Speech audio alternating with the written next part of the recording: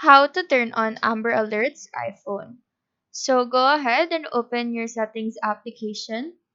In this page, click on notifications and scroll down to the very bottom. Now in here, just tap on the toggle for Amber Alerts and that should do it. So just in case you guys didn't know, Amber Alerts are emergency alert messages issued in cases of child abduction or missing children.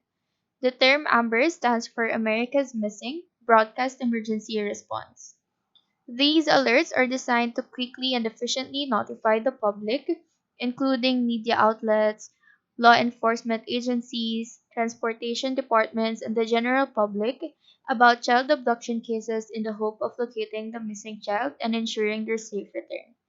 Amber Alerts have been successful in many cases, leading to the recovery and safe return of abducted children, so make sure to turn that on your cell phone devices. So that is how to turn on Amber Alerts iPhone 2023.